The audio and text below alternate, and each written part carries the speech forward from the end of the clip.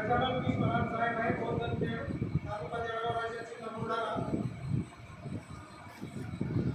मी एक साधारण शेतकरी आहे, पण आमच्या भागामध्ये आम्ही एक शेतकरी अशी एक संघटना स्थापन केलेली आहे आणि आम्ही त्या संघटनेमार्फत शेतकऱ्याला न्याय देण्याचं काम करत आहे. सध्या जी प्रकाश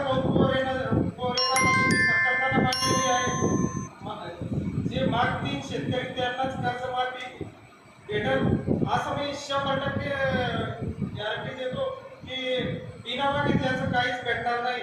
कारण मी माझा स्वतःचा अनुभव सांगतो की आम्ही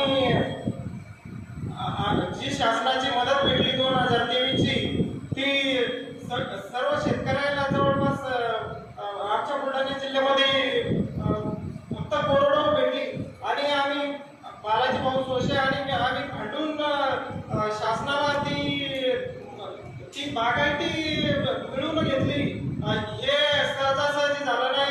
आम्हाला तिथं अधिकाऱ्याशी चक्रा माराव्या लागल्या. तर मी 100% सांगतो की जर सगळे शेतकऱ्यांना जर कर्जमाफी मागितली तर सरकार दिल्याशिवाय राहणार नाही, पण जर मागितलं नाही तर काहीच भेटणार नाही. आपण पाहतो आता एवढा कार्यक्रम ठेवला, एवढा खर्च करणं चालला, पण शेतकरी येत नाही, शेतकऱ्याला त्याचं महत्व नाही. म्हणून मी शेतकऱ्याला आवाहन करतो सगळ्या महाराष्ट्रातल्या की सगळ्या शेतकऱ्यांना जे लढते त्याच्या आपण पाठीशी उभं राहिलं पाहिजे. आपण जर उभं राहिलो नाही तर पुढच्या माणसाला लढण्यासाठी बळ येत नाही.